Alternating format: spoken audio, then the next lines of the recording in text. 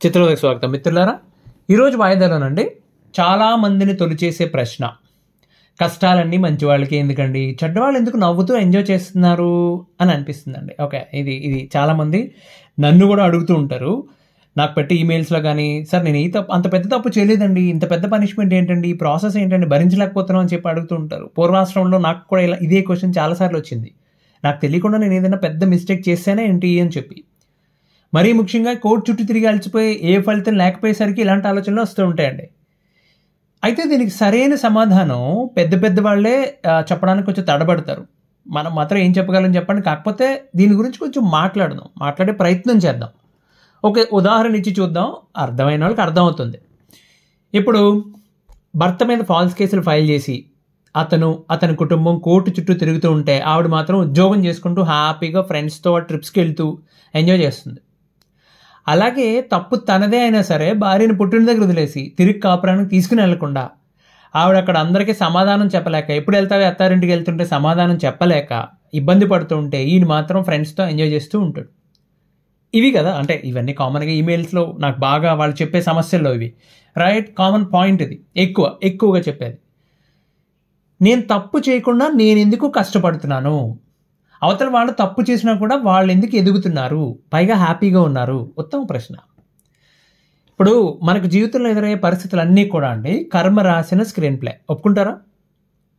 కర్మ అంటే ఏంటి? తప్పు చేసిన వాడి మీద ప్రతీకారం తీర్చుకోవడం కాదండి. అది కర్మ అంటే బ్యాలెన్స్ చేయటం, బ్యాలెన్సింగ్ ది సిస్టమ్. తప్పు చేయకుండా నిందన మోస్తున్నారు అంటే ఉన్నవి రెండే కారణాలండి. వాళ్ళు ఎప్పుడో చేసింది, బహుశా ప్రీవియస్ లైఫ్లో చేసింది ఇప్పుడు అనుభవిస్తున్నారు అనుకుందాం. లేకపోతే వాళ్ళ జీవితంలో ఏదో పెద్ద మార్పు జరగబోతుంది, దానికి వాళ్ళని ప్రిపేర్ చేస్తుంది సిస్టమ్, వాడిని ప్రిపేర్ చేస్తుంది. చూడండి, మిడిల్ క్లాస్ వాళ్ళు ఎవరన్నా సివిల్స్కి ప్రిపేర్ అయ్యే వాళ్ళే బెస్ట్ ఎగ్జాంపుల్ అండి. ఇక చివరికి వచ్చేసేసరికి ఇక తట్టుకోలేనంత పెయిన్ వచ్చేస్తుంది వాళ్ళకి, అంటే బాధ. వాళ్ళ వయసు వాళ్ళందరూ పెళ్ళి, పిల్లలు, ఇల్లు, కారు, విదేశీ యాత్రలు అంటూ హడావుడిగా తిరుగుతుంటారు.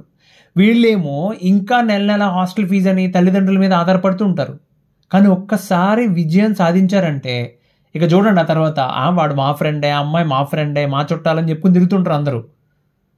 అలాగే చేయని తప్పకి కోర్టు చుట్టూ తిరిగి విసిగెత్తిపోయి ఎప్పటికో ఆ కేసుల నుంచి బయటపడిన వాళ్ళకి చాలా స్ట్రాంగ్గా తయారవుతారండి. ఐ మీన్ దేర్ లైక్ ఏదైనా జరిగితే ఆ తర్వాత ఈ ఇన్సిడెంట్ జరిగి నిజంగా చూడండి, నిజాయితీగా పోరాడి బయటపడిన వాళ్ళు చాలామంది ఉంటారు బయట, రైట్? వాళ్ళు చూడండి, అంతే కదా, తర్వాత ఎంత పెద్ద సమస్య అయినా వాళ్ళు ఏమీ చేయలేదు, మనసు చాలా స్ట్రాంగ్ అయిపోతుంది.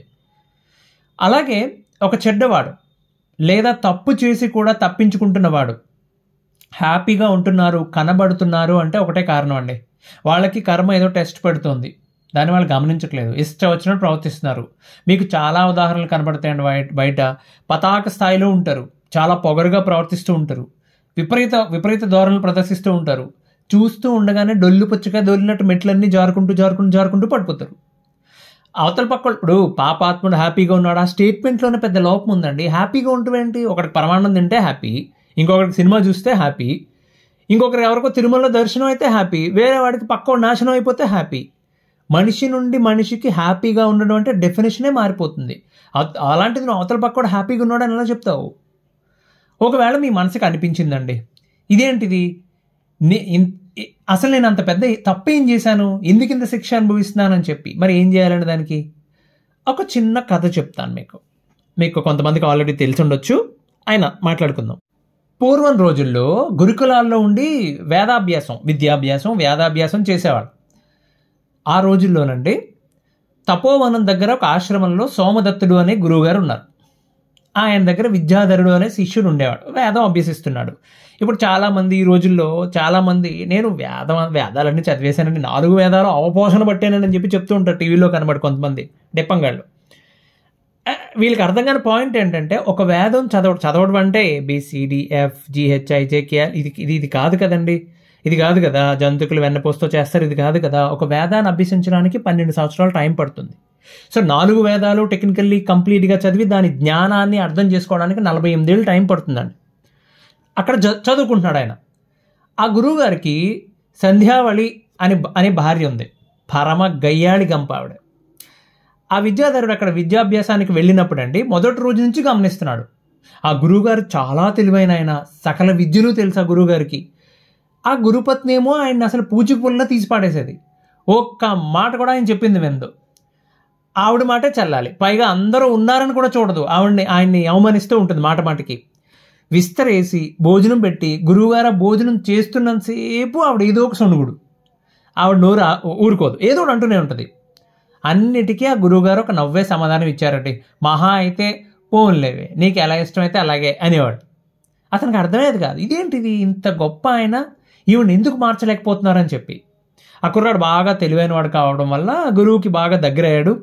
చనువు వచ్చింది, ఎరా అబ్బాయి అని చెప్పి చక్కగా ముఖ్యమైన పనులు ఏమైనా ఉంటే ఆ కుర్రాడికి అప్పగించేవాడు గురువుగారు.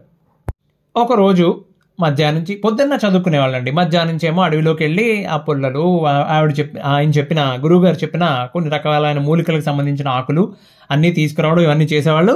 సాయంత్రం నదికి వెళ్ళి స్నానం చేసి వచ్చేవాళ్ళు. సంధ్యావందనం చేసుకునేవాళ్ళు అక్కడ. సో అలాగే నదికి స్నానానికి వెళ్ళారు. శిష్యులతో పాటు గురువుగారు కూడా వెళ్ళారు అక్కడికి. మెల్లిగా గురువుగారిని కదిపాడు. అక్కడ అయిపోయింది, కూర్చున్నారు. అలా హాయిగా సూర్యాస్తమయం అవుతుంటే దండం పెట్టుకుంటూ కూర్చున్నారు అక్కడ. ఆ గురువుగారు చిరుమందహాసం చూసి, అమ్మా కొంచెం ధైర్యం తెచ్చుకుని ఈ శిష్యుడు, అదేంటి గురువుగారు ఇన్ని విద్యలు తెలిసిన మీరు చివరికి మన రాజ్యంలోని మహారాజు కూడా మిమ్మల్ని సంప్రదించకుండా ముఖ్యమైన నిర్ణయాలు తీసుకోరు కదా, అలాంటిది ఇదేంటిది, అమ్మగారు మిమ్మల్ని ఇంత చులకం చేయడం చూడలేకపోతున్నాను అన్నాడు. ఆయన దానికి మళ్ళీ ఒక చిరునవ్వు నవ్వాడట. ఓకే, ఈసారి కోపంగా, దీనికి కూడా నవ్వేనా, ఏమైనా సమాధానం చెప్పండి అంటే ఆయన ఒక్క క్షణం అటు ఇటు చూసి, ఇంకొక 2 పౌర్ణములు గడిస్తే నీ విద్యాభ్యాసం కూడా పూర్తవుతుంది కదరా అబ్బాయి, ఆ తర్వాత నువ్వు కూడా పెళ్లి చేసుకుని ఒక ఇంటివాడు అవుతావు కదా, అప్పుడు చూద్దాం నువ్వేం చేస్తావో అన్నారు. దానికి ఆ శిష్యుడు క్షణం కూడా ఆలోచించలేకుండా, నేను పెళ్ళైన మొదటి రోజు నుంచి నా భార్యను అదుపులో పెడతానండి, మా ఆవిడ అసలు సమస్య లేదు అని చెప్పి సమాధానం చెప్పాడు. అనుకున్నట్టుగానే 2 నెలల తర్వాత విద్య పూర్తి చేసుకుని ఆయన వెళ్ళిపోయాడు. ఆ శిష్యుడు వెళ్ళిపోయాడు, ఆయన వెళ్ళాడు, పెళ్లి చేసుకున్నాడు. చూస్తూ ఉండగానే 3 వర్షాలు అంటే 3 ఏళ్ళు గడిచిపోయాయండి. ఒకసారి మహారాజు గారు ఏదో పనుండి అభ్యర్థన పంపించారు. ఏంటి, ఆ గురువు గారిని ఒకసారి ఆశ్రమం నుంచి రాజధానికి రమ్మని చెప్పి. రాజధానికి వెళ్ళి మహారాజు గారిని కలిశారు. ఆయనకి ఏదో సలహాలు కావాల్సి వస్తే ఇచ్చారు. తిరిగి ప్రయాణం అవుతున్నారు. దారిలో వస్తూ ఉంటే వైదికాపురం అని చెప్పి పట్టణం కనిపించింది. అవును, నా శిష్యుడు విద్యాధరుడు ఉండేది ఇక్కడే కదా అని చెప్పి వాకపు చేస్తే ఎలాగో ఎవరో తెలిసిన వాళ్ళు చెప్పారు, ఆయన బోగట్ట ఎక్కడున్నాడు, ఏం చేస్తుంటాడని చెప్పారు. ఇల్లు వెతుక్కుంటూ గురువు గారు వాళ్ళ ఇంటికి వచ్చారండి. అంతే, విద్యాధరుడు గురువుని చూసి ఉబ్బు తబ్బిబ్బైపోయి భార్యతో పాటు ముందు గురువుగారి పాదాలకు నమస్కరించి ఆయన ఆశీర్వాదం తీసుకుని ఈలోపు భార్యకి భోజనాలు ఏర్పాటు చేయమని చెప్పేశాడు. ఇదంతా గురువుగారు గమనిస్తున్నారు. అస్సలు శిష్యుడు తన భార్యను ఎంత కమాండ్లో పెట్టాడో ఏంటో అని ఆయన గమనిస్తున్నారు. ఆవిడ పాపం గుడ్ మార్నింగ్ ఆఫీసర్ టైప్లో ఆయన ఇచ్చే, అంటే ఈ శిష్యుడు ఇచ్చే ప్రతి ఆజ్ఞ పాటించడం మాత్రమే పని. ఇదంతా చూసి మళ్ళీ ఒక చిరునవ్వు నవ్వుకున్నాడు ఆయన. సరే, భోజనానికి కూర్చున్నారు. ఆవిడ అన్నీ వడ్డిస్తోంది, అన్నీ పెట్టింది, అన్ని పాత్రలో పెట్టింది. పాపం నెయ్యి పాత్ర తేవడం మర్చిపోయిందండి. వంటలింట్లోనే కదా ఉంటుంది, వెళ్ళి తెమ్మని చెప్పొచ్చు కదా. లేదు, శిష్యుడు కోపం వచ్చింది. ఒసేయ్, నెయ్యి పాత్ర లేకుండా భోజనం పెడతావా, అది కూడా మా గురువు గారు వస్తే, మా సౌభాగ్యం ఉన్న చోట అంతా సౌభాగ్యమే అని చెప్పి మీ అపరాచపు తండ్రి ఈ దౌర్భాగ్యాన్ని నాకు అంటకబెట్టాడే అని చెప్పి ఓ గట్టిగా 2 తిట్లు తిట్టాడు. ఏం జరుగుతుందో తేరుకునే లోపు మట్టితో చేసిన పప్పు దాకని తీసుకొచ్చావిడ నెత్తి మీద బడేలుమని కొట్టేసింది. నీకెంత ధైర్యం ఉంటే నన్ను అంత మాట అంటావా అని చెప్పి. రాక మా గురువుగారు వచ్చారు, ఒక్కరోజు వినమ్రంగా నటించమంటే ఒప్పుకున్నాను నేను, నన్ను తిరిగితే పడతాను, నా తండ్రిని దూషిస్తావా అని చెప్పి ఆవిడ ఇంకా తిరుగుతూనే ఉంది. ఆ శిష్యుడికి 3 వేరే వేరే భావాలు. ఒకటి, తలని తాకిన మట్టి పాత్ర చేసిన గాయం ఓవైపు, వేడి పప్పు చేతుల మీద పడ్డం వల్ల మంట వస్తుంది. 3వది గురువుగారికి అడ్డంగా దొరికిపోయాడు, అది సిగ్గో వైపు. ఇక అక్కడ అభోగతం అయింది. గురువుగారిని తీసుకుని మెల్లిగా ఆయనకి వీడుకోలు ఇవ్వడానికి పొలిమేర దాకా వచ్చాడు. ఆయన ఏం మాట్లాడట్లేదు, ఆయన అప్పుడు అదే చిరునవ్వు. అలాగే ఉన్నట్టుండి అక్కడికి వచ్చి ఆయన ఏం మాట్లాడకపోయేసరికి గురువుగారు అని చెప్పి బోర్ని ఏడ్చేశాడు. మన్నించండి గురువుగారు, మీ ముందు ఓడిపోకూడదని చెప్పి ఏదో నాటకం ఆడి మరీ దొరికిపోయానండి. సరే కానీ నాకు ప్రశ్నకు సమాధానం చెప్పండి, అసలు పెళ్ళై 2 ఏళ్ళు అయింది, నేను తట్టుకోలేకపోతున్నాను, 25 ఏళ్ళు నుండి అమ్మగారిని ఎలా తట్టుకుని వేగుతున్నారండి, ఇది ఒక్కటి చెప్పండి బాబు, మీకు పుణ్యం ఉంటుంది అన్నాడట. ఆయన మళ్ళీ అదే చిరునవ్వుతో, నాయన నేను ఎప్పుడూ పోయిన జన్మలో చేసుకున్న కర్మకి ఇప్పుడు ఇలా పడమని చెప్పి రాసిపెట్టుంది. అంటే వెంటనే శిష్యుడు, మీరు తలుచుకుంటే ఆవిడను వదిలేయటం ఎంతసేపు అండి, ఆవిడని పుట్టింటికి పంపించేసి మీ దారిని మీరు ఆశ్రమంలో ప్రశాంతంగా ఉండొచ్చు కదా అంటే ఆయన, పిచ్చోడా వదిలేయచ్చు, అనుభవించాల్సిన కర్మ, దాన్ని ఎలా విడిచిపెట్టను నేను, ఈసారికి సూటిపోటు మాటలతోనే పోతుంది. ఇప్పుడు ఈవిడ్ని వదిలేశాననుకో ఆ కర్మ అలానే ఉంటుంది, మళ్ళీ అది తీర్చుకోవడం కోసం ఇంకో జన్మెత్తి ఈసారి పప్పు దాకతో మొట్టికెళ్ళి తినాల్సి వస్తుంది అని చెప్పి ఆయన మీద సెటైర్ వేశాడు. ఓకే, అవన్నీ నేను పడలేను ఆయన, అందుకని జన్మకి ఇలా కానిద్దాం అనేసి అట్నుంచి ఆయన వెళ్ళిపోయాడు. అదన్నమాట సంగతి. అంటే విషయం ఏంటండి అంటే ఏదైనా కష్టం వచ్చినప్పుడు మన కర్మ ఇంతే అని చెప్పి ఊరుకోమని చెప్పడం లేదు, అది కాదు నీతి. మీ ప్రయత్నం మీరు ఖచ్చితంగా చేయాలి. ఓకే, మీరు ప్రయత్నం ఖచ్చితంగా చేసి తీరాలి.